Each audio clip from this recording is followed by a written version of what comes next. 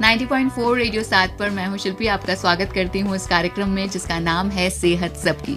एक ऐसा कार्यक्रम जिसमें हम बुलाते हैं जाने माने डॉक्टर्स को जो आपकी लाइफस्टाइल से जुड़ी प्रॉब्लम्स के सॉल्यूशंस बताते हैं और बताते हैं कि आप क्या क्या चेंजेस लाकर अपने लाइफस्टाइल को सुधार सकते हैं और उससे जुड़ी प्रॉब्लम से निजात पा सकते हैं। तो आज हमारे साथ हैं डॉक्टर नरेंद्र माथुर। राजस्थान असेंबली में डॉक्टर के पद पर कार्यरत रहे, गवर्नमेंट में रजिस्ट्रार असिस्टेंट डायरेक्टर रहे। 35 साल से भी ज्यादा का उनके पास इस प्रैक्टिस का अनुभव है। आपका बहुत बहुत स्वागत है हमारे स्टूडियो में सर। धन्यवाद। तो सर, सबसे पहले तो यही बता दीजिए कि इतने सारे लाइफस्टाइल चेंजेस हमारे यंगस्टर्स फेस कर रहे हैं, इतना डिसिप्लिन नहीं बचा है और उस वजह से बहुत सारी बीमारियों को हम अपनी जिंदगी में शामिल कर चुके हैं, करते जा रहे हैं। तो क्या सोल्यूशन क्या है इस चीज का?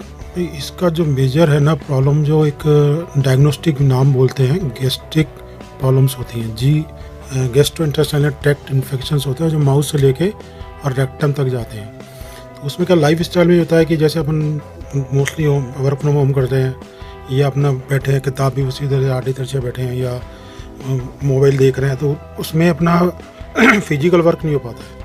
तो उसके लिए क्या है कि अगर अपन उससे निजात पाने के लिए होम्योपैथिक मेडिसिनों पर अगर डिपेंड रहते हैं तो उन मेडिसिनों के थ्रू भी अपन काफ़ी हद तक रिलीफ ले सकते हैं। जैसे अब अपन रात तक जग रहे हैं, 11, 12, 1 बजे तक जग रहे हैं, सुबह देर से उठ रहे हैं, रात को कुछ खाया, मतलब हैवी फूड खा लिया, सुबह हेडेक हो रहा है, लग रहा बीपी हो गया है, इस तरह की दवाइयों के लिए अपने होम्योपैथिक में जैसे नक्स ओमिका है, जो सेडेंट्री लाइफ कहते हैं उसको अपन, उसके लिए नक्स ओमिका सबसे बढ़िया मेडिसिन है, नक्स ओमिका 30।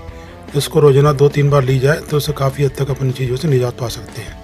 फिजिकल वर्क वगैरह करना और जो चीज़ें हैं वो तो अपने लिए ही है, स्वास्थ्य के लिए जो अपन जानते हैं, लेकिन मेडिसिनल पॉइंट ऑफ व्यू से नक्स ओमिका सबसे बेस्ट मेडिसिन है। दूसरा है जो अपने आज की तारीख में कॉलेज लेवल तक के स्टूडेंट्स हैं, बड़ी एंग्जाइटी में रहते हैं, उनको भूख नहीं लगती है, मोशन नहीं होते हैं, इस तरह की रहती है कि मेरा एंग्जाइटी प्लस गैस्ट्राइटिस।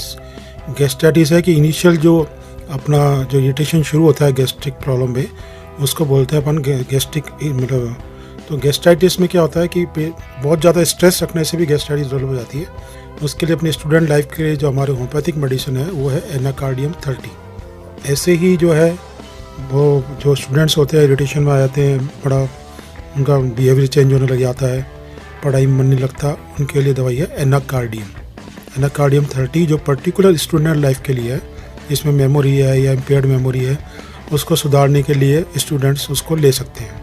थोड़ा इरिटेशन हो जाता है तो उसके लिए हमारे मेडिसिन है एंटी क्रूड। अब एक जो मोस्ट कॉमन दवाई जो बीमारी चल रही है वो है IBS, इरिटेटिंग बाउल सिंड्रोम। उसमें क्या होता है, जैसे किसी को माउथ में छाले हो गए, खाना नहीं निकल पा रहे हैं, पानी निकलने में दिक्कत आती है, वो होता है ईसोफेगस रीजन में किसी तरह का स्टिफनेस आ जाना या सिकुड़न आ जाना। तो उसके लिए अपन जो है वहाँ से लेकर के भोजन नली से द्वारा जो खाना स्टमक में जाता है उसमें कई तरह के एसिड्स होते हैं। अपन जब बाहर से अगर कोई इंटेक इस तरह का करेंगे कि जो वैसे ऑलरेडी उसको एसिडिक और बना देगा, तो स्टमक में भी अल्सर के चांस हो जाते हैं। वहाँ से अपना खाना पच करके और अपना ड्यूडेनम में जाता है, ड्यूडेनम से लेकर के फिर स्मॉल इंटेस्टाइन, लार्ज इंटेस्टाइन और रेक्टम। तो उससे जुड़े हुए कई चीज़ें होती हैं। बहुत ज़्यादा अपन सेटिंग करते हैं तो पाइल्स होने के चांस रहते हैं, फिशर होने के चांस रहते हैं, मूवमेंट नहीं करते हैं अपन, खाना पच नहीं रहा है, तो उनके लिए भी बहुत अच्छा मेडिसिन होम्योपैथी के अंदर, जैसे उसमें एस्कुलस मेडिसिन है, बायोकेमिक काफ़ी हद तक काम करते हैं। इसके अंदर बायो नंबर 17, एसिडिटी है तो बायो नंबर 25, और एंग्जाइटी बहुत ज़्यादा है तो कालीफॉस, वीकनेस लगती है तो 5-फॉस। ये कॉमन दवाइयाँ हैं जो आप कहीं से भी खरीद करके और अपना इसको काफ़ी हद तक अपन इसको कवर कर सकते हैं। बाकी का जो है वो फिजिकल चीज़ें तो अपन जानते ही हैं, जैसे कई बार आप वीडियो में देखते रहते हैं या टीवी पे देखते रहते हैं, उसके अदर देन अपन ये दवाइयाँ दे सकते हैं। तो बच्चों की एंग्जाइटी, लाइफ स्टाइल जो सेडेंटरी लाइफ कहलाती है, पाइल्स हैं, इस तरह की जो बीमारियाँ हैं उनसे अपन निजात पा सकते हैं। अगर बात करें होम्योपैथिक की और एलोपैथिक की, तो आपको क्या लगता है कि होम्योपैथिक सिर्फ दवाइयाँ बताता है और एलोपैथिक भी दवाइयाँ तो बताता ही है, एलोपैथिक एक दवाइयों की ही विधा है, लेकिन क्या कुछ और चेंजेस, खान पान में चेंजेस भी होम्योपैथिक जो है एक विधा वो सजेस्ट करती है? खान पान का तो सब लोग आज की तारीख में बच्चे थ्रू मीडिया जो है पढ़ते हैं या देखते हैं तो अवेयर तो सब रहते हैं जी, लेकिन उनका समय नहीं होता उनके पास। तो हमारी दवाएं जो हमने दिखाई हैं बताई हैं जो भी है ना, उसको लेते हैं तो अपन 80% या काफ़ी हद तक इन चीज़ों से निजात पा सकते हैं जी। बाकी तो खान पान तो सब अवॉइड करना पड़ता है, जैसे हैवी फूड है, रिच फूड है, उसको ना खा करके जैसे अपन फल फ्रूट वगैरह पे इस पर रहें, रात को अपन 8 बजे तक सब कुछ खा ले, तो 3 घंटे बाद क्या होता है फिर अपना जो पाचन सिस्टम होता है, जो डाइजेस्टिव सिस्टम होता है ना, वो अपना वर्क पूरा कर ले, तो उनसे जो खून बनता है या जो अपने को जो मतलब वाइटल जो फ्लूइड्स होते हैं वो बॉडी में जाते हैं, तो बॉडी को रात को 3-4 घंटे में बॉडी को रिपेयर करने का टाइम मिलता है। अपन लेट रात को 10-11 बजे तक पार्टी में हैं, खा रहे हैं, पी रहे हैं, ड्रिंक कर रहे हैं और रात को अपन सो रहे हैं, तो सुबह फिर इसलिए होता है कि वो बॉडी को जो वर्क करता है 3 घंटे 4 घंटे रिपेयरिंग का, वो टाइम नहीं मिलता, तो नेक्स्ट डे अपने को अपना जो मेंटल है वो बिगड़ जाता है पूरा, अपना फिजिकल मेंटल लेसिट्यूड हो रहा है, रेस्टलेसनेस हो रही है। तो कुल मिलाकर के इसके बचने के लिए तरीका ये है कि अपन दिन भर का देखते फूड इनटेक सही रखें, 8-8:30 बजे तक अपना खाना खा लें, ताकि 3 घंटे में अपना जो डाइजेशन पर्पस ठीक हो जाए, तो नेक्स्ट डे अपन बिल्कुल स्फूर्ति से उठ सकते हैं। और रात को 3 घंटे कम से कम रिपेयरिंग के लिए चाहिए होता है, जो अपना सब कुछ पचने के बाद लीवर से इंटेस्टाइन से जो आता है वो बॉडी में अपने रिपेयरिंग के काम आए। अच्छा। इसलिए बेटर ये है कि अपना खान जो है सुबह अपना 9 बजे नाश्ता करें, ब्रेकफास्ट जिसको अपन कहते हैं, और लंच अपना 1:30 बजे का जो अंग्रेजों ने भी रखा है और अपन भी रखते हैं आज की तारीख में, 1:30 बजे तक अपना लंच ले लें और रात 8-8:30 बजे तक अपना डिनर ले लें। फिर उसके बाद ज़्यादा 11 बजे तक अपने सोने की कोशिश करें। अच्छा। अपने टाइम्स को अपने शेड्यूल को थोड़ा सा ऐसे रखेंगे तो काफ़ी हद तक अपन उसको रह सकते हैं। समय की कमी होते हुए भी अपन उसको कम से कम फूड शेड्यूल को तो सही कर लें तो अपन इन चीज़ों से उठ सकते हैं ऊपर, और आज की तारीख में जो ये चीज़ें बढ़ रही है उससे अपन निजात पा सकते हैं। और एडिशनली हमारी दवाई लेते हैं तो नक्सोमिका है, एंटिंक्रूड है, एनाकार्डियम है, कालीफोस है, 25 नंबर एसिडिटी के लिए है, पाइस में 17 नंबर है, तो इस तरह की जो है एब्डोमिनल पेन के लिए मैकफोस है। तो काफ़ी कॉमन दवाइयाँ जो मैं बता रहा हूँ वो कहीं से भी आप लेकर के ले सकते हैं। स्टूडेंट के लिए पर्टिकुलर जो आज की जनरेशन है, जो 50 के ऊपर निकल गए उन्होंने तो अपना समय देखा है तो वो फ्री है। आज जो जनरेशन है ना वो 25 से लेकर के जो 40-45 साल तक की होती है उनके साथ यही हो रहा है कि रात तक जग रहे हैं, कर रहे हैं। तो कम से कम अपना शेड्यूल को चेंज कर सकते हैं घर में रहते हुए, और इस तरह की जो दवाई मैंने बताई है वो कहीं भी कॉमन होती है तो वो अपन लेकर के काफ़ी हद तक इसको सुधार कर सकते हैं। क्योंकि हमारी जो होम्योपैथिक मेडिसिन है ना वो ह्यूमन बीइंग पे प्रूव करी हुई है। अच्छा। एनिमल प्रूविंग नहीं है। तो जो डॉक्टर्स थे जर्मनी के उन 10-15 डॉक्टर ने मिलकर के अपने पे ये दवाइयाँ प्रूव करी थी। अच्छा। और उसको लेकर के जब उन्होंने जो सिम्टम लिखे वो हेड टू टो लिखे हैं। अच्छा। तो 4-5 सिम्टम ऐसे ढूंढे जाते हैं पेशेंट के जो टिपिकल होते हैं। तो वेल प्रूव दवाइयाँ हैं, ह्यूमन पे प्रूव ये डॉक्टर्स द्वारा लिखी गई हैं, तो ये फ्रूटफुल दवाइयाँ हैं, काम करती हैं, मेरे एक्सपीरियंस में मैंने देखा है। और अभी मैं IIS में भी अपना काम कर रहा हूँ, बच्चे सारे वहीं पर है, एंग्जाइटी के लिए आते हैं और इंडोर में आते हैं, तो उनको उसी टाइम दवाइयाँ दे करके और विद इन 15 और 20 मिनट में उनको थोड़ा रिलैक्स दे करके वो एग्ज़ाम देते हैं। ये मेरा वहाँ का भी प्रैक्टिकल प्रूविंग है। तो बच्चों में भी मेरा आज की तारीख में मतलब बहुत अच्छा एक्सपीरियंस है। तो मैं यही कहूँगा कि इस तरह की दवाइयाँ आप लें, थोड़ा लाइफ स्टाइल चेंज करें और फूड इनटेक का टाइम शेड्यूल बना लें, जिससे अपन इन चीज़ों से निजात पा सके। अगर समय नहीं है तो शेड्यूल को चेंज कर लें। जी। कुछ फूड का इंटेक चेंज कर लें। जी, जैसे कि आपने बताया था कि आजकल की जो हैबिट्स होती हैं यूथ में, ड्रिंकिंग की, स्मोकिंग की, तो आपका इतना लंबा करियर रहा है, 35 साल तक आपने बहुत सारे पेशेंट्स को देखा होगा, तो कितने लोग ऐसे आते हैं जिन्हें इन सारी हैबिट्स की वजह से ही प्रॉब्लम हो रही है? बिल्कुल होता है, इसके लिए भी दवाइयाँ हमारे यहाँ, जैसे टबेकम है तो टबेकम से भी एक दवाई बनती है, टबेकम 30।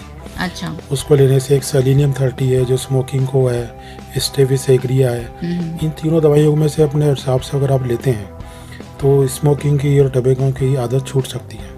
अच्छा। काफ़ी हद तक जो है। अच्छा। और जैसे ड्रिंकिंग की हैबिट है तो एक एसिड सल्फ करके मदर नेचर आता है। अच्छा। उसका इंटेक करें तो अपन उससे भी निजात पा सकते हैं। ऐसी बहुत सारी दवाइयाँ हैं, लेकिन अभी जो मैं बता रहा हूँ आज के लाइफ स्टाइल से संबंधित ही बता रहा हूँ। तो अपन उसके थ्रू अगर लेंगे तो जैसे टबेकम है, सेलिनियम है और स्टेविस एग्रिया, तो इससे अपने जो टबेको के जो लिक्वर की जो अपनी जो एक डिजायर रहती है उसको अपन कंट्रोल कर सकते हैं। अच्छा, आपको लगता है कि ये जो रोज लिकर लेने की जो हैबिट है उस वजह से लिवर डैमेज हो रहा है, या फिर अगर आप बहुत अच्छा से, बहुत सारे लोगों में ये मिथ होती है, ये मिथ्या भावना होती है, जानकारी होती है कि अगर आप एक्सरसाइज कर रहे हैं, अच्छा खान पान खा रहे हैं और रोज लिकर भी ले रहे हैं तो आपकी बॉडी को कोई नुकसान नहीं हो रहा? मैडम क्या है कि हमारे ये जो करीब 268 ईयर्स पुरानी पैथी है, ह्यूमन बींग में प्रूव हुई है, वेल प्रूव करी दवाइयाँ हैं जी। तो इसमें क्या है कि जब इन्होंने जिस तरह को इजाद किया तो ये आया कि कुछ ऑब्स्टिकल्स आ रहे हैं। अच्छा। जिसमें अपन बोलते हैं हेरिडिटी, जैसे आज एलोपैथिक बात कर रहा है डीएनए की, तो डीएनए भी हेरिडिटी से आता है जी। तो कुछ डिजीज ऐसी होती है जो ट्रेवल करती है, पेरेंट्स टू पेरेंट ट्रेवल करती है। उन पेशेंट्स में चांसेस रहते हैं कि जब भी उनकी बॉडी वीक होती है तो वो चीज़ हो जाती है। अच्छा। और जिनके पेरेंट्स में इस तरह की नहीं रही है, हेरिडिटी नहीं रही है, तो वो खा पी करके भी इस चीज़ों से निकल लेते हैं। अच्छा। हेरिडिटी भी बहुत ज़्यादा काम करती है इस मैटर में। अच्छा। जैसे फादर को एंग्जाइटी रही है, उनका कॉन्फिडेंस लूज रहा है, ये रहा है, तो बच्चे में भी वो चीज़ आती है। तो कुछ तो आती है हेरिडिटिकल ट्रेवल करती है और वो अपने बच्चों के साथ भी चलती है। उसका भी हम उसी तरीके से निदान करते हैं जिस तरह से उन बच्चों का कुछ सिम्टम लेकर के या अपने पेरेंट्स के बारे में पता करते हैं, उसको भी हम काफ़ी हद तक निदान कर लेते हैं चीज़ों का। अच्छा। तो इसके लिए अगर होम्योपैथी ली जाए तो बढ़िया है। अच्छा। और इसमें हेरिडिटी का मतलब मेन रोल रहता है डिजीजेज में। आजकल जो बच्चों में और इनफैक्ट बड़ों में भी और एडल्ट्स में भी सब में जो एक प्रॉब्लम देखी जा रही है वो होती है फार्ट की। मतलब पहले ऐसा होता था, जमाना एक ऐसा था कि बच्चों में तो फार्ट होता ही नहीं था, मतलब गैस पास होना आवाज करके वो होता ही नहीं था। आजकल तो छोटे छोटे से बच्चे भी फार्ट करते हुए देखे जा रहे हैं। तो आप इसके बारे में क्या कहेंगे और क्या होम्योपैथी के पास ऐसी मेडिसिन है जो बच्चों का हाजमा डाइजेशन ठीक कर सके? और ये क्यों हो रहा है? मतलब क्या वो पानी कम पी रहे हैं उस वजह से या फाइबर कम खा रहे हैं? नहीं, हमारे क्या है कि जैसे बाई बर्थ जो बच्चे होते हैं ना, उन तक के लिए भी मेडिसिन है। अच्छा। अगर वो जैसे आजकल क्या करते हैं कि जैसे वो सेरेलैक वगैरह आता है, बाहर का जो आर्टिफिशियल फूड आता है वो खिलाने की कोशिश करते हैं जी। क्योंकि ये सब सर्विस क्लास होते हैं तो घर में दे जाते हैं कि उसको पिला देना खिला देना। मदर मिल्क तो मिल नहीं पाता है जी। तो उनका क्या डाइजेशन शुरू से ही गड़बड़ होता है। तो उसके लिए भी काफ़ी मेडिसिन है हमारे यहाँ। एथूजा करके मेडिसिन है, कैमोमिला है, बेलोडोना है। तो वो उसके किसी भी तरह का अगर डेंटेशन पीरियड है तो डेंटेशन पीरियड बच्चा 2 से 2.25 साल तक परेशान रहता है। उसके लिए कैरकेर फॉस होती है, बायो नंबर 21 होती है, एथूजा है, कैमोमिला है। तो पर्टिकुलर बच्चों के लिए मेडिसिन है वो। एंटीक्रूड है, जैसे बच्चा दूध की उल्टी कर रहा है, ये सब कर रहा है, तो अपन बिगनिंग से भी बाई बर्थ बच्चों को दे सकते हैं। उनके लिए कोई किसी तरह की हार्मफुल नहीं है, बहुत सेफ मेडिसिन है। और अलग से ही कुछ मेडिसिन है जो बच्चों के लिए दी गई है। बच्चों का चिड़चिड़ापन, डेंटेशन पीरियड में बहुत ज़्यादा पेट खराब होना, डायरिया है, पोडोफाइलम देना है, इस तरह की काफ़ी मेडिसिन है जो उनको शुरू में ही दी जा सकती है बाई बर्थ। अच्छा। और कोई हार्मफुल नहीं होती है। काफ़ी हद तक दवाइयाँ वही होती हैं जो एडल्ट को दी जाती हैं, वही बाई बर्थ वाले बच्चों को भी दी जा सकती है, बहुत माइल्ड फॉर्म में होती है। अच्छा।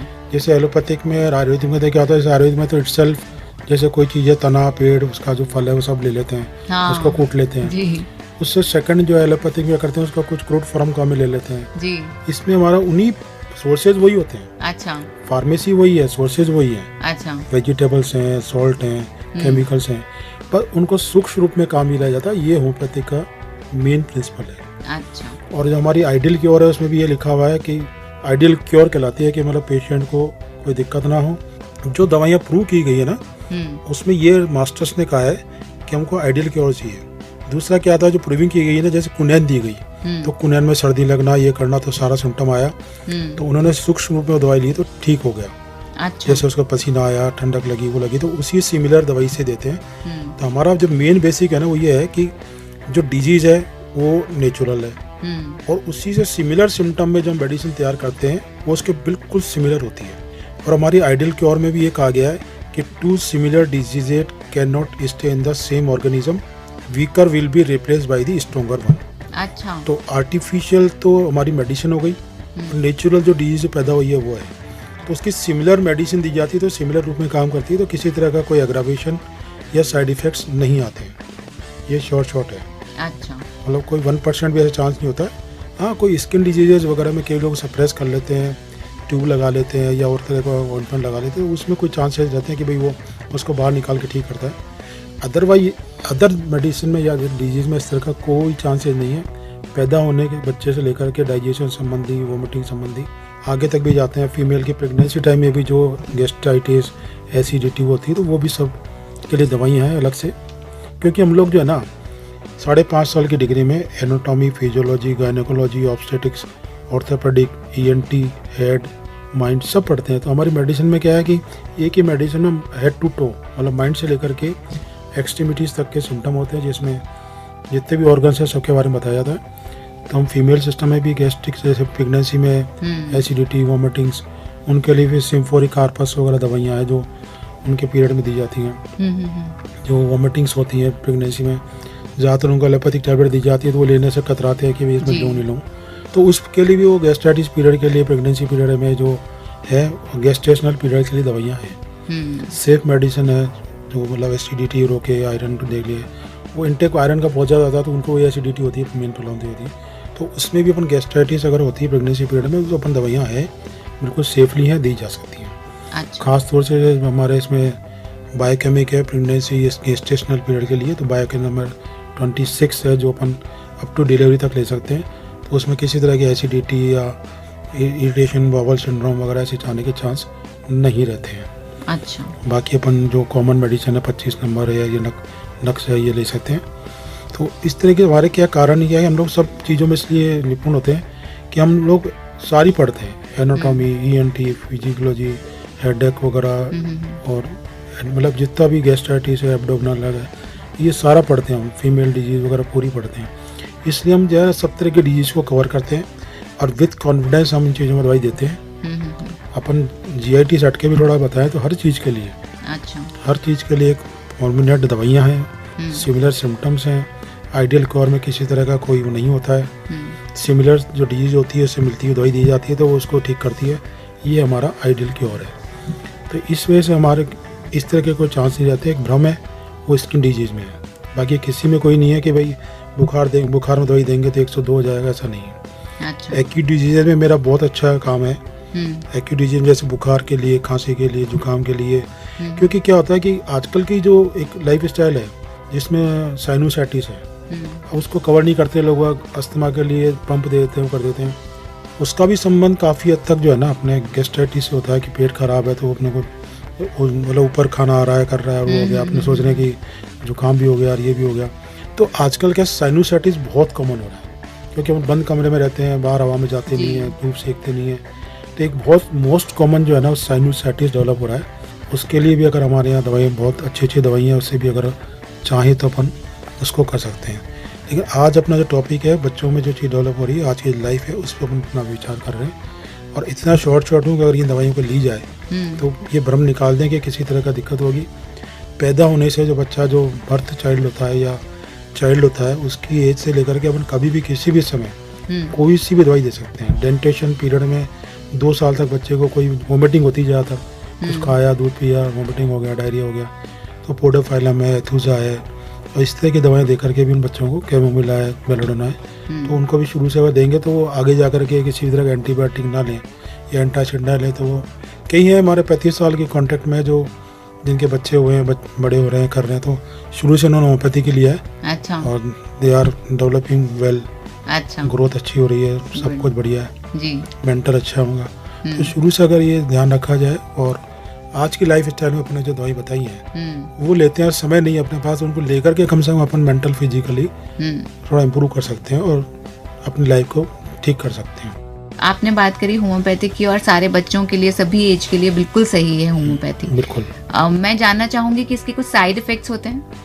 मैंने अभी बताया ना, क्योंकि ये ह्यूमन बीइंग पे प्रूव है तो इसलिए लिखी गई है जी, एक चीज के बारे में बताया गया। और टिपिकल से टिपिकल सिम्टम्स है हमारे, क्या होता है जैसे डायग्नोस्टिक वैल्यू चलती है जी, और जैसे भाई ये है, वो है, जो भी है, लेकिन वो वेल प्रूव्ड मेडिसिन है। एक के बारे में बताया गया, पोटेंशियो के बारे में बताया गया कि बच्चों को क्या देनी है, किसको क्या देनी है। तो मेरे हिसाब से तो कोई चांस नहीं होते। अच्छा। रिपीटेशन ऑफ डोजेज, अगर आप एक्स्ट्रा डोजेज दिए जाओ, करे जाओ, तो उससे कोई मिसचीफ हो तो बात दूसरी, अदरवाइज कुछ भी नहीं है। तो ये वेल प्रूव्ड मेडिसिन है, तो इसलिए इस तरह का कोई चांस नहीं रहता है। क्योंकि बहुत सारे लोग होम्योपैथिक मेडिसिन इसलिए भी लेते हैं जैसे कि उनको कोई प्रॉब्लम नहीं होती है, लेकिन जो जनरली चाहते हैं कि उनकी बहुत अच्छी स्किन हो जाए, बाल लंबे हो जाएं, बाल बढ़ने लग जाएं, या फिर और भी बहुत सारी चीज़ें होती हैं, तो वो क्या होम्योपैथी सॉल्व कर सकती है? बिल्कुल सॉल्व कर सकती है। जैसे जनरल अपन वे में लेना चाहे, डे टू डे की जो अपना काम है उसमें नक्स वोमिका और प्लस बायोकेमिक सॉल्ट जो होता है 25 नंबर, इसको डेली यूज में आप ब्रेकफास्ट, लंच और डिनर के बाद लें तो नॉर्मली कोई भी ले सकता है, इसको ना हो तो भी ले सकता है, प्रिवेंशन के लिए भी ले सकता है। फीमेल के लिए मोस्टली आती है पल्सेटिला, तो पल्सेटिला PUL PULSATILLA तो ये फीमेल के लिए डेली रूटीन में भी, डेली अपने मेंटल फिजिकल कुछ भी नॉर्मल रखना हो, इवन अपने गायनी संबंधी भी हो, तो उसके लिए बेस्ट मेडिसिन है। अच्छा। और मेल के लिए जो है ना ये नॉक्सोमी का। अच्छा। और जनरल में बायोकेमिक 25 नंबर कोई भी ले सकता है। अच्छा। ये डे टू डे लाइफ में जो भी अपना डायटिक एरर होता है उसको काफ़ी हद तक कंट्रोल रख सकती है। अच्छा। तो ये 2 मेडिसिन है जो अपने कुछ भी नहीं हो रहा हो तो भी आज के ही अपन ले सकते हैं, क्योंकि जैसे सब्जियों में, फलों में केमिकल्स आ रहे हैं, उनसे भी बचना हो अपने को, तो इन 2 दवाइयों का, मेल तो नक्सोमी का और फीमेल पल्सेटिला, ये नहीं हो तो भी, हो तो भी ले सकते हैं। इसके बाद फिर क्या इंडिविजुअल सिम्टम्स होते हैं तो उनके आधार पर दवाई दी जाती है। बाकी जनरल रूटीन में जो भी चल रही है जिस तरह की व्यवस्थाएं, खान पान वगैरह की जो भी हो, तो ये 2 दवाइयाँ ऐसी हैं और प्लस बायोकेमिक नंबर 25 नंबर, वो ले तो अपनी लाइफ को रोजाना डे टू डे रूटीन में उसको आप उपयोग कर सकते हैं। हाइट बढ़ाने के लिए भी आती है क्या? क्या होता है मैडम की जो फिजियोलॉजी कहती है ना जी, तो बच्चों में एडिनोइड्स होते हैं। अच्छा। जो बाई बर्थ आते हैं, टॉन्सिल के नीचे होते हैं, तो 13 से 16 के बीच में अगर दी जाए, अच्छा, उस टाइम क्या होता है कि 13 से 16 में हार्मोनल डेवलपमेंट होते हैं, ग्रोथ होती है। उस पीरियड में अगर उनको दवाई दी जाए, बेराटा कार्ब है, कैल्केरिया कार्ब है, इस तरह की दवाइयाँ होती है जो उनकी ग्लैंड्स को ठीक करके और उनको काफ़ी हद तक मदद कर सकती है। अच्छा, तो एक पर्टिकुलर एज पे अगर दी जाए, 13 से 16 जी, मेन टाइम जो होता है ना, मेन टाइम, इसको बोलते हैं प्यूबर्टी टाइम। जी, प्यूबर्टी टाइम होता है। जी, जी। तो 2 बार चेंज होते हैं हार्मोन्स, एक तो 30 to 16 और 42 से 45। अच्छा। वो जाने का टाइम होता है, उसको बोलते हैं मेनोपॉजल, और इसको अपन बोलते हैं प्यूबर्टी गेज। तो प्यूबर्टी गेज जो होती है मोस्टली 12, 13 से लेकर 16, इस बीच में अपन मेडिसिन दे सकते हैं। हेरिडिटिकल भी है तो भी अपन उस ऑब्स्टिकल का रोक करके और दवाई दे सकते हैं, तो काफ़ी हद तक परसेंटेज वाइज इसके अच्छे रिजल्ट आते हैं। अच्छा। उसके बाद जाकर के थोड़ा चांस कम हो जाते हैं। बाकी जो है दवाइयाँ आपको बताई है मैंने जितनी भी, अगर ये रूटीन में लोग यूज करें बिना किसी झिझक के, बिना किसी उसके। अच्छा, सेडेंट्री लाइफस्टाइल की बात कर रहे थे हम इस इंटरव्यू से पहले, तो सेडेंट्री लाइफस्टाइल से पैदा होने वाली कौन कौन सी डिजीजेज हैं? देखो मैडम, वो सबसे ज्यादा तो वही है अपना GIT जो कहलाता है ना, बात अपन उसमें आते हैं, तो अपना माउथ से लेकर के और एनस तक जो भी डिजीज होती है, जैसे गुटखा खा रहे हैं या अपन पान खा रहे हैं या लिक्विड ले रहे हैं, तो उससे अपने जैसे माउथ में अल्सर हो गए। फिर होता है ईसोफेगस, जहाँ से खाना नीचे उतरता है, उसमें स्टिक्चर आ जाता है। तो क्या आ जाता है सर? स्टिक्चर हो जाता है, सिकुड़न आ जाती है। अच्छा, सिकुड़न आ जाती है, तो वहाँ से खाना उतरना मुश्किल हो जाती है। फिर स्टमक में खाना जाता है तो अपने जैसे खूब एसिड खाना खाया, इसी तरह का मसाला वसाला, तो स्टमक में जाकर के एसिड तो ऑलरेडी होता है, उसको पचाने के लिए वो एसिड बढ़ जाता है। अच्छा। फिर इंटेस्टाइन में जाता है तो डिओडिनम में सिकुड़न आ जाती है, तो खाना नहीं जा पाता क्योंकि बहुत हैवी खाना होता है, पचने में टाइम लेता है। तो मोस्टली तो खाना क्या होता है कि 3 घंटे में जाकर के इंटेस्टाइन से पार हो जाना चाहिए। ये एक फिजियोलॉजी है कि 3 घंटे के अंदर वो काफ़ी हद तक, जैसे आप कह रहे थे ना, गैस पास नहीं होती करती है, तो कहते थे ये कि 3 घंटे के अंदर, फिजियोलॉजी कहती है, हम नहीं कहते हैं, कि 3 घंटे के अंदर जो है अपना खाना निगलने से लेकर के और इंटेस्टाइन से होकर के और लीवर में चले जाना चाहिए। तो वेस्ट प्रोडक्ट होता है वो यूरिन के थ्रू बाहर आता है, और जो पार्ट होता है अपना जो बॉडी के लिए वाइटल फोर्स के लिए चाहिए होता है वो लीवर में चले जाता है। लीवर में जाकर उसका मेटाबॉलिज्म होता है, वहीं अपना कोलेस्ट्रॉल बनता है। अपन जो कोलेस्ट्रॉल की भी एक बात चले जो आज के लाइफ स्टाइल में है, तो कोलेस्ट्रॉल लीवर में बनता है, हार्ट में नहीं बनता। अच्छा। जो अपना लीवर है वो एक तरह की भट्टी है। अच्छा। जैसे होता है ना, जहाँ सब कुछ वहीं चलता है, तो वो एक तरह वहीं पे इसका मेटाबॉलिज्म होता है। मेटाबॉलिज्म के बाद में अपना जो गालब्लेडर होता है इसके नीचे, जिसकी भी बहुत ज़्यादा कॉमन हो रहा है, इवन मतलब 100/10 का अपन रेशो माने तो ये रेशो चल पड़ा है। अच्छा। क्योंकि लीवर सबका फैटी होता जा रहा है। हाँ। फैटी लीवर में क्या होता है कि लीवर जब स्वेलिंग में आता है तो इसके नीचे गालब्लेडर होता है, पित्ताशय, जो पाचन रस फेंकता है 5 तरीके का। अच्छा। तो वो गालब्लेडर पाचन रस फेंकना बंद हो जाता है, क्योंकि इसके जो एक ल्यूमन होता है जिसके थ्रू जुड़ा होता है, तो जैसे ही पचने के लिए लीवर में आता है तो मेटाबॉलिज्म शुरू होता है, तो उसमें 5 रस जाकर के, अभी ऊपर वाले क्या है शक्कर पाक जैसे बनाता है वो, तो वो जाकर के वहाँ पाचन करते हैं और लीवर को सख्त रखते हैं। देखो हैवी से क्या था, वहाँ जाकर के टाइम लग जाता है, उसमें पकने में टाइम लग जाता है, जैसे हम कहते हैं भट्टी में, तो वो टाइम खूब ले लेता है, तो लीवर अपने आप में स्वेलिंग आ जाता है या डिसऑर्डर हो जाता है। उसमें हेपेटाइटिस है, इन्फ्लेमेशन ऑफ द लीवर है, फैटी लीवर है, ये सब है। तो वो क्या करते हैं, पैक कर देते हैं उस ल्यूमन को, तो बंद होकर के गालब्लेडर में स्टोन का रूप ले लेते हैं, उसको बोलते हैं गाल स्टोन। अच्छा। ये मोस्ट कॉमन हो रहा है आजकल, हर 100 में से 10 आदमी को गालब्लेडर का मिल रहा है। उसका कारण वही है कि वो लीवर अपना डिसऑर्डर में आता है, तो वो अपना ल्यूमन बंद करके और वो पित्ताशय को बंद कर देता है। अच्छा। तो क्या होता है कि जो पाचन होकर के फिर जो ब्लड की फॉर्म में लंग्स में जाता है, लंग से लेता है ऑक्सीजन, फिर पल्मोनरी आर्टरी के थ्रू वो जाता है हार्ट के अंदर। हार्ट जस्ट लाइक एक स्टोरेज है जिसको अपन टंकी कह सकते हैं। उसमें बॉडी से ब्लड खराब होकर के जो आता है वो चला जाता है, लेफ्ट से आता है, और राइट से अपन जो है ब्लड का सप्लाई होता है। तो अगर वहीं से अपना कोलेस्ट्रॉल ज़्यादा है, पाचन का दिक्कत हो रही है, तो वहीं से वो कोलेस्ट्रॉल को पकड़ लेता है, फिर ब्लड में थ्रू घूमता है। अच्छा। ये जो है ना अपने के साथ हार्ट खराब हो गया क्योंकि डायबिटीज हो गई, वो अपने मिस हैपनिंग के कारण जो अपना खाना पीना है ना वो ले जाकर के लीवर में काफ़ी हैवी पड़ रहा है, तो लीवर फैटी हो जाता है, डाइजेशन वीक हो जाता है, गॉलब्लैडर रुक जाता है, उसके हिसाब से फिर वो डायबिटीज होना करना वो भी सही है। अच्छा। तो लीवर बहुत बड़ा पार्ट है, हाँ, हर चीज़ के लिए भी और डायबिटिक के लिए भी और सबके लिए, और कोलेस्ट्रॉल को रोकने के लिए। तो लीवर की देखभाल कैसे की जाए? लीवर की देखभाल तो वही आएगा, फूड इनटेक अपना बिल्कुल सिंपल हो। और कोई दवाई होम्योपैथिक दवाई में बेस्ट दवाई है सबके लिए, इसमें एक फास्फोरस है। फास्फोरस 200 वीकली दी जाती है। अच्छा।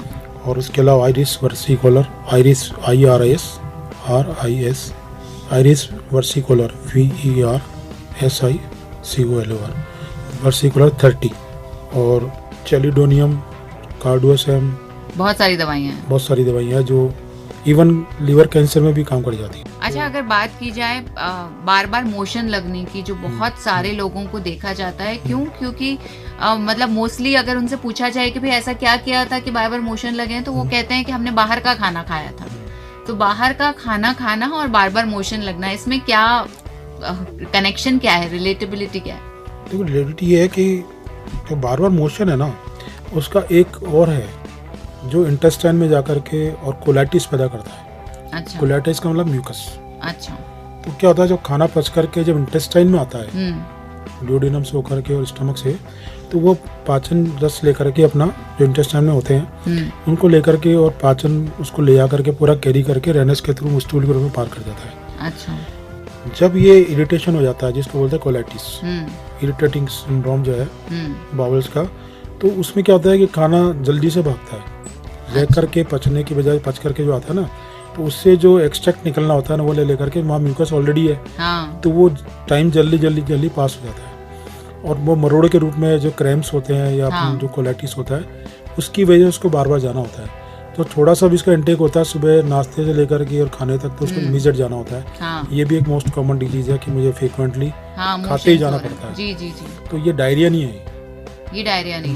डायरिया तो एक थोड़ा सा मतलब एक थोड़े टाइम के लिए होता है। हाँ। मूवमेंट्री होता है वो, जैसे रात को कुछ खा लिया, सुबह हो गया, 2-4 मोशन हो गए, पेट साफ हो गया, कोई दवाई ले ली या ये सब गोल खा लिया, ठीक हो गया। लेकिन जो क्रॉनिक हो जाता है ना, वो कोलाइटिस के रूप में ले लेता है, जिसको हम कोलाइटिस बोलते हैं। उसमें म्यूकस बढ़ जाता है, तो वो खाना जल्दी भागता है, तो उसको लगता भी नहीं है, वीक हो जाता है पेशेंट। तो इस तरह में मर्कसोल है, मर्कोर है। सर, इसकी दवाइयाँ कौन कौन सी आप बताना चाहेंगे हमारे लिसनर्स को? सबसे बढ़िया ALOES सोकोट्राइन, ऐसो कर दो आप, एलो सोकोट्राइन, एसो सोकोट्राइन, SOCOTORINE। मैं अपने लिसनर्स को बता देती हूँ, ALOES एलोस सोकोट्राइन, सोकोट्राइन, TRINE, सोकोट्राइन। एलोस के नाम से कॉमन है। अच्छा। एलोस के नाम से मिल जाती है जी। और मर्कोर और कोलासिंथ जी। और एक है अर्जेंटम नाइटिकम। हाँ। तो ये जो दवाइयाँ हैं, ये अगर बार बार मोशन लग रहा है तो भी जो हमारे लिसनर्स हैं, अगर उनको ऐसी कोई दिक्कत आ रही है तो वो ले सकते हैं। बिल्कुल। जो क्रॉनिक हो गए हैं, जिनको बार बार दिन में 4-6 बार मोशन जाना पड़ रहा है कई दिनों से, खाना भी वो बिल्कुल हल्का खा रहे हैं, सब कुछ कर रहे हैं, लेकिन एक टेंडेंसी बन गई, उसको बोलते हैं कोलाइटिस। उसको कोलाइटिस बोलते हैं, राइट। अगर वो डायग्नोस हुआ है आपका, वो कुछ हुआ है, तो ये दवाई लेकर के आप ठीक हो सकते हैं। इसमें बायोकेमी का भी इस्तेमाल कर सकते हैं, जैसे बायोकेमी 8 है, 9 है, इन दो का अपन इस्तेमाल कर सकते हैं। और ये कितनी बार लेनी है दिन में? 3 बार। अच्छा, खाना खाने के बाद? खाना खाने के बाद नहीं, कभी भी ले सकते हैं, कभी भी ले सकते हैं। पाचन वाले जिनको डाइजेशन का प्रॉब्लम होता है उनको बाद में दी जाती है। अच्छा। और इस तरह के जो पेशेंट हैं उनको तो कभी भी दी जाती है। अच्छा, ऐसा भी कहा जाता है होम्योपैथिक मेडिसिन के लिए कि वो खाना खाने के 15 मिनट बाद और 15 मिनट पहले ही लेनी चाहिए, ऐसा भी कुछ है? इसलिए है कि मोस्टली मेडिसिन जो है ना, अपन चूसते हैं, हाँ, सब करते हैं उसको अपन जी, चीविंग नहीं कर सकते उसको अपन, तो उस समय अपनी जीभ साफ रहनी चाहिए। सलाइवा नहीं होनी चाहिए। सलाइवा तो काम करेगा वो डाइजेशन। अच्छा। सलाइवा तो एक पार्ट है डाइजेशन का। जी। उसमें क्या होता है, जैसे अपन अभी जैसे कोई नींबू खा लिया, हाँ। तो काफ़ी देर तक अपना वो नमनेस आ जाती है, एक तरह जी, की जी। स्वाद आता है। फिर मेडिसिन के रूप में उसको फिर वो काम नहीं कर पाती है। अच्छा अच्छा। इसलिए थोड़ा प्रिकॉशनरी है कि अपन जैसे कुछ भी खाया, खाली पेट भी ले सकते हो आप, लेकिन खाने के बाद इसलिए लेते हैं कि 15 मिनट बाद आपका उसका जो एसेंस है वो निकल जाए। जो अचार खाते हैं तो काफ़ी देर उसकी स्मेल चलती रहती है, वो जो भी। तो थोड़ा एंटी ना हो जाए, तो जीभ के एकदम स्वस्थ रहे, साफ रहे, क्योंकि नर्वस सिस्टम के थ्रू काम करती है। अच्छा। इसमें भी क्या पोटेंशिया होती है, वो तो जीभ के थ्रू काम करती हैं। मदर टीचर्स होते हैं, वो पानी में लेना पड़ता है। अच्छा। बायोकेमिक होता है, उसको गर्म पानी में घोल के पीना होता है। तो अलग अलग तरह की हैं जो मोस्टली, लेकिन जो 90% मेडिसिन है जो फ्रिक्वेंटली यूज़ की जाती है वो जीभ के द्वारा की जाती है। जैसे आपको नक्सोमी का दिया, तो चाहे खाना खाने के बाद इसलिए बोलते हैं कि वो पचाने का काम करेगा, तो 15 मिनट में उसका जो भी अपना एसेंस है, चाहे हींग है या काली मिर्च है, जो भी है, तो वो जाएगा। उसके बाद अपन चाहते हैं कि भाई आप फ्रिक्वेंटली आप अपना मतलब मुँह साफ कर लें, कुल्ला कर लें, दवाई ले लें, और उसके 15 मिनट तक आप कुछ ना लें। अच्छा। फिर आप फ्री हैं। क्योंकि अपन परहेज खाने की बजाय इसी चीज़ को रख लेंगे तो भी बहुत चलेगा। अब परहेज में आजकल क्या है, हर जगह कहता है लहसुन मत खाओ या वो मत खाओ, ये मत खाओ। ऐसा कुछ नहीं है। जो मेरा एक्सपीरियंस है, पहला तो वो है कि जो इंडिविजुअल आपको जो चीज़ करती है कि भाई जिस दिन मैं चना खा लेता हूँ तो मुझे दिक्कत होती है, यार जिस दिन मूंगफली खा लेता हूँ मेरा पेट दुखने लग जाता है, तो वो सब चीज़ें जो है ना, आज की तारीख में मेरा जो एक्सपीरियंस है कि इंडिविजुअल एक जो एलर्जी जिसको रहती है, या अपन कह सकते हैं कि भाई इंडिविजुअली जो आपको चीज़ें नुकसान करती हैं, पहले तो आप उसका परहेज करो, न कि किसी के कहने से आप लहसुन प्याज वगैरह सब बंद कर दो। क्योंकि जो भुना हुआ है ना, जो भी चीज़ है सब खा सकते हैं। अच्छा। अब जैसे स्टोन के मामले में जिसको देखो कहेगा यार बीज मत खाओ, वो सारे बीज बंद कर देगा। हाँ। ऐसा नहीं है। क्या है कि जैसे पर्टिकुलर 2 चीज़ें हैं। अच्छा। जैसे पाचन के लिए जैसे पालक है, हाँ। तो पालक में क्या होता है, मट्टी के कण ज़्यादा होते हैं। हाँ। तो उसको 2-3 बार धो लीजिए, बाकी वो कोई किडनी स्टोन में कोई काम नहीं करता, उसका कोई रोल नहीं है। अच्छा। हाँ, जो चीज़ें हैं वो एक टमाटर का बीज जो होता है वो, और एक बैंगन का बीज होता है, उसमें संख्या बहुत ज्यादा होती है, चिकने बीज होते हैं। अच्छा। तो चांसेस रहते हैं कि जैसे आपका स्टोन निकल गया लेकिन वो स्पेस अभी भरा नहीं है, तो उसमें जाके चांस रहते हैं कि किडनी के थ्रू छन के आता है सारा बाहर। तो चांस है। बाकी हर चीज का, जैसे मिर्ची का, टिंडे का बंद कर दो, लौकी का बंद कर दो ना, ऐसा नहीं है। 2 चीजें हैं क्या सुना है अपन ने, बाकी ऐसे किताबों में कहीं नहीं पढ़ा कि इस तरह के कोई किया जाए। अच्छा। और मोस्टली डिजीजेज जो है, चाहे किडनी स्टोन है, पाइल्स है, फिस्टुला है, फिशर है, ये सब हेरिडिटिकल आती है। अच्छा। बिल्कुल। एलर्जिक राइनाइटिस है, एलर्जिक साइनोसाइटिस है, इवन लीवर का भी काफी हद तक पेरेंट्स से चला आता है। अच्छा। जिसको आज ये कहते हैं कि हम डीएनए पे काम कर रहे हैं। हमारी मेडिसिन है ही डीएनए पर, क्योंकि जो जर्मन के डॉक्टर्स थे 15-20, उन्होंने अपने आप प्रूव करके लिखी। जी। तो उन्होंने एक काफी क्लासिफिकेशन किया, acute disease, chronic disease, incurable disease, तो इवन ट्यूबरकुलर तक ले गए वो, कि ट्यूबरकुलर भी कोई चीज़ है किसी के, तो वो भी इसको ऑब्स्टेकल दे सकती है। उस पर काम करके एक अलग से उन्होंने फिलॉसफी बनाई। अच्छा। हमारे फिलॉसफी अलग से, उसके बिहार पे पढ़ करके और उसको कैसे दिया जाए। जैसे खूब सारी दवाई दे रहे हैं, तो उसमें एक इंडिकेशन ये भी दिए है कि अगर दवाई सही है और आपका काम नहीं कर रही है, तो सल्फर है, उसका डोज दिया जाए तो काफ़ी हद तक मेडिसिन भी इनिशिएट कर देती है। अच्छा। सल्फर है, सोराइनम है, ट्यूबरकुलिनम है, थूजा है, मेडोरिनम है। तो अगर वो पीछे से कोई एडिटी लेकर के आ रहा तो उसको काफ़ी हद तक स्टॉप कर देती है, और फिर उस मेडिसिन का काम होता है तो अपनी लाइफ स्टाइल को ठीक रख सकता है।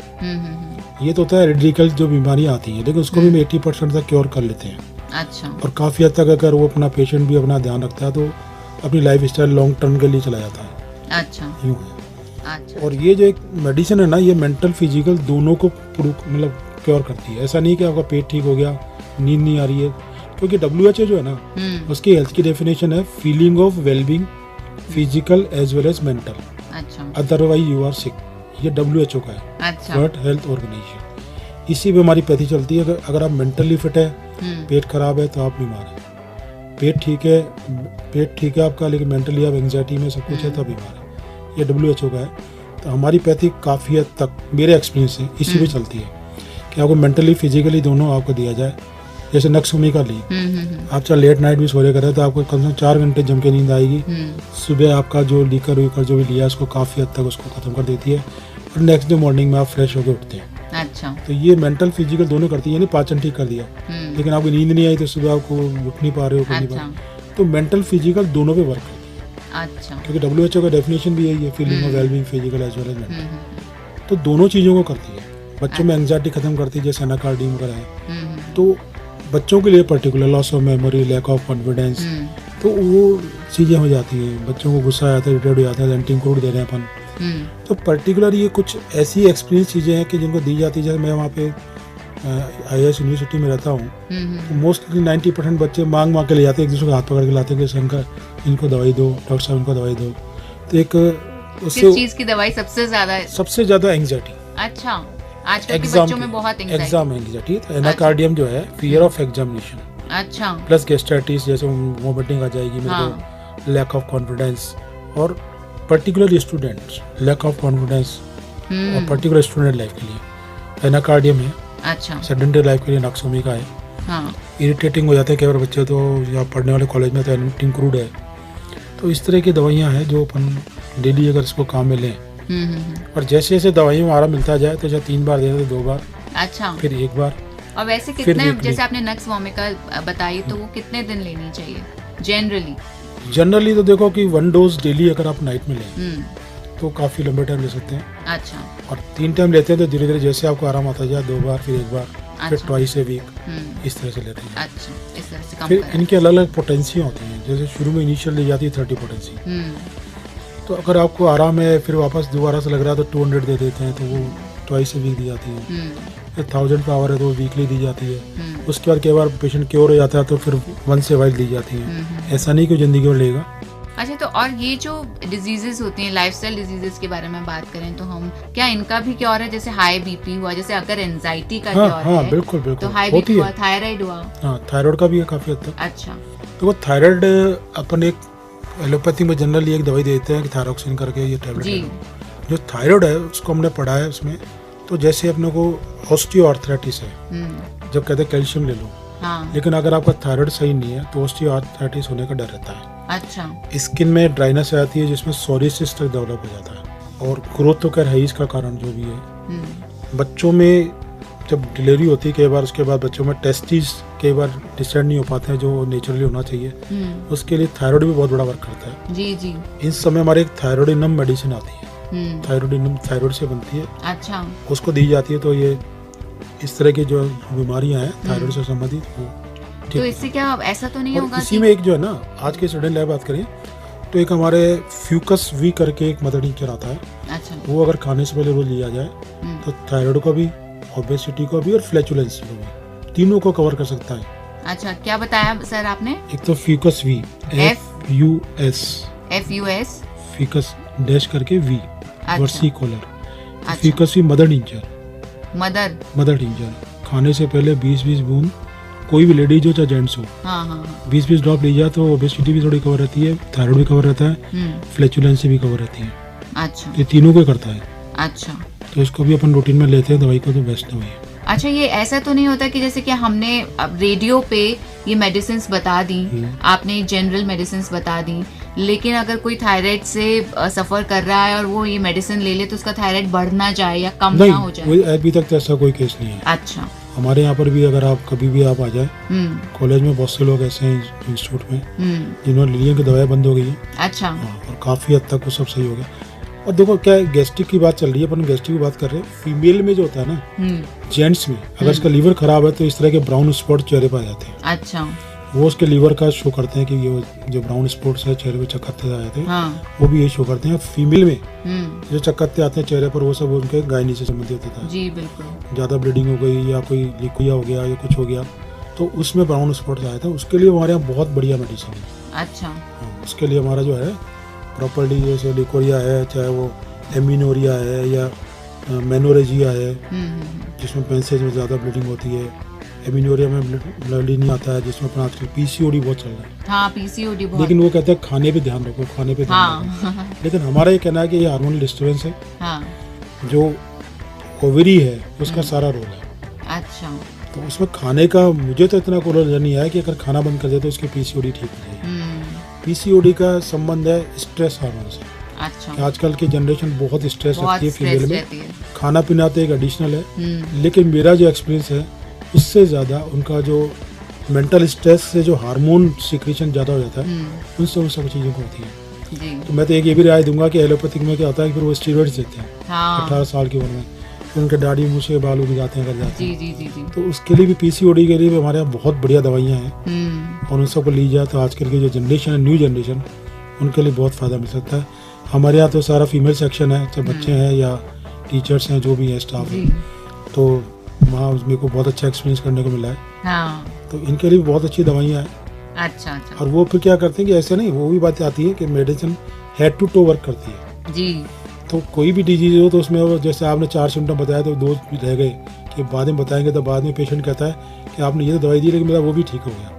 अच्छा तो मेरा तो ये प्रेफरेंस है कि होम्योपैथिक पॉइंट ऑफ व्यू से दवाई ले। हाँ। आज बहुत लिटरेट बच्चे निकल रहे हैं। पहले के ज़माने में एक्सपीरियंस वाले पढ़ करके किताबों से आते थे, आज 5.5 साल की डिग्री पढ़ते हैं, उसमें गायनी, ऑब्स्टेटिक्स, ENT सारी चीज़ें हम पढ़ते हैं। इसलिए हम आज की तारीख में थोड़ा आगे जाने की कोशिश में है कि आज हमारे को जो मेन स्ट्रीम में लाने की कोशिश की जा रही है, जितने भी हॉस्पिटल्स हैं स्टेट में, मेन सिटीज़ में, उनके साथ बैठाया जा रहा है आयुर्वेदिक, होम्योपैथिक, यूनानी जी को। जी जी और रेफर्ड केस होते हैं, जैसे आज एंजाइना के हिसाब से लोगों को हार्ट की प्रॉब्लम आ रही है, जी।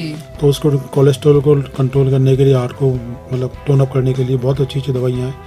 तो इस तरह से कई चीज़ें में फील्ड में हमारे लोग वर्क कर रहे हैं। मैं गवर्नमेंट में रहा हूँ 4 साल तक, मैंने पूरा राजस्थान घुमाया, बच्चों को मैंने खूब उसके लिए मोटिवेट किया है, तो उससे उनके रिजल्ट आ रहे हैं और वो कम्युनिकेशन में रहते हैं। तो हम इस तरह का आयोजन करते रहते हैं, और मैंने भी इस तरह के बहुत सारे अवार्ड जीते हैं। अरे वाह। और मुझे मेरी नेशनल टीम ने जो मुझे जेम ऑफ होम्योपैथी के राजस्थान का अवार्ड दिया है। क्या बात है, बहुत तो इस तरह के हर साल मेरा कोई ना कोई ऑनर करता है। क्या बात है। और खास तौर से एक्यूट डिजीज पे, जैसे कहा जाता है ना, दवाई आज देंगे तो 10 दिन बाद काम करेगी, नहीं, within hour, within days आपको ठीक करती है। ये क्या मेरा बात। कॉन्फिडेंस है।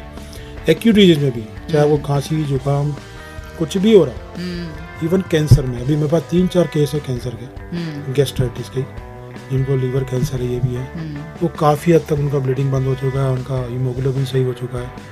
अगर इनिशियल स्टेज पे अगर अपन ले, जी जी। हाँ, मैं ये नहीं कहता कि उधर जाए ना, आप अपना डायग्नोस्टिक वैल्यू उधर रखिए, हाँ। सब कुछ कराइए। मैं कभी मना नहीं करता किसी को, लेडीज है, जांच कराओ, अपनी सब कुछ कराओ अगर आपको इम्प्रूवमेंट लगता है प्रॉब्लम।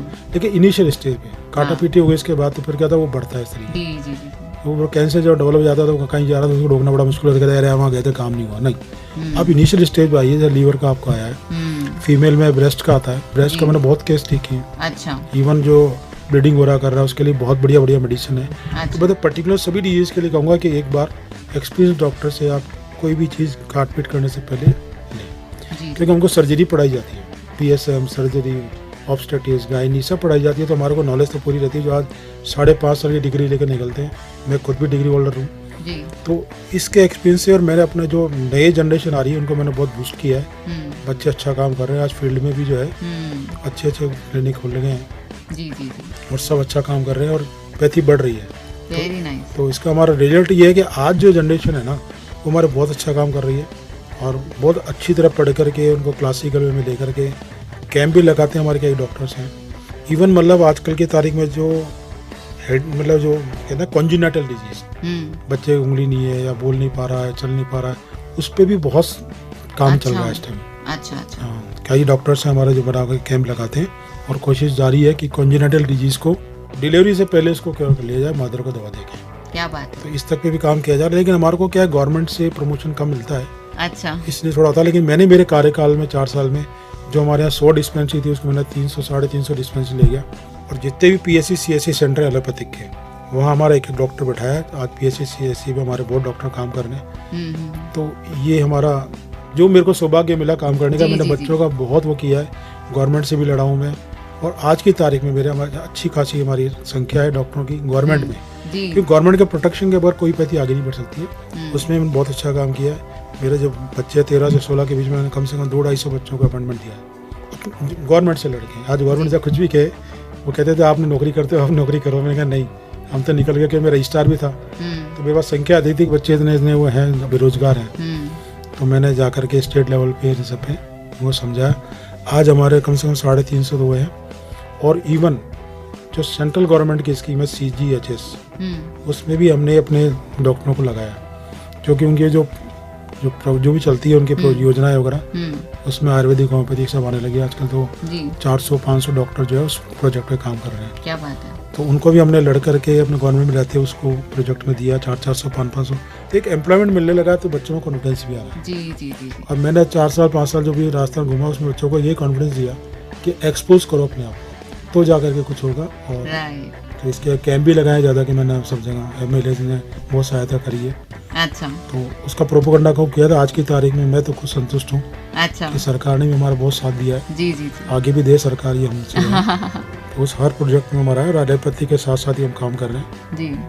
और आज हमारे डॉक्टर्स जो है हर सेंटर पे जो भी एलोपैथी के जो मेन हॉस्पिटल्स हैं स्टेट सिटीज़ में वहाँ एलोपैथिक आयुर्वेदिक यूनानी ग्लोबल का कार्यक्रम चला है कि ग्लोबल पैथी हो तो इसमें जैसे कोई ये जा रहा है हार्ट अटैक आ गया कुछ हो गया ऐसा नहीं है तो वो होम्योपैथिक दवाइयाँ लेकर के अपने कोलेस्ट्रॉल को या कुछ ब्लॉकेज को खोल सकता है जी।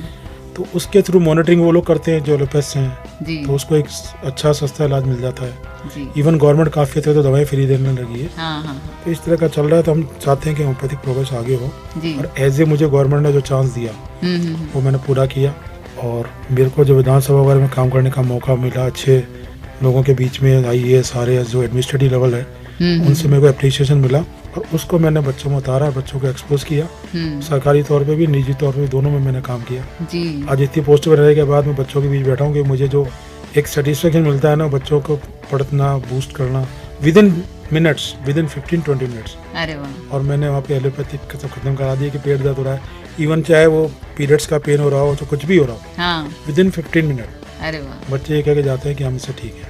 अरे वाह। तो ये बहुत खूब आपने तो मैंने सेटिस्फैक्ट्री प्रैक्टिस करी है न कि मैं आज इसलिए नहीं आया हूँ। जो भी आपको बताया बिल्कुल फ्रूटफुल है हाँ। ट्रुथ है और रिलायबल है। ये बिल्कुल आपने सही बात की। आज हमने बात की डॉक्टर नरेंद्र माथुर से जो पिछले 35 से भी ज़्यादा सालों से होम्योपैथी की प्रैक्टिस कर रहे हैं। बहुत सारे पेशेंट्स को सही कर चुके हैं। हमने बहुत सारी मेडिसिन्स के नाम तो जाने ही, हमने बहुत ही विश्वास के साथ ये जाना कि होम्योपैथिक की मेडिसिन्स के कोई भी साइड इफ़ेक्ट्स नहीं होते हैं। वो आपकी बीमारियों को ज़्यादा बढ़ाएंगी नहीं बल्कि कम करेंगी। तुरंत इलाज मिलेगा, जैसे होम्योपैथिक के लिए माना जाता है कि तुरंत इलाज नहीं मिलता है, जबकि ये गलत है। जैसा कि अभी डॉक्टर साहब ने बताया कि 15 मिनट के अंदर बच्चे आते हैं और बोलते हैं कि उन्हें आराम मिल गया।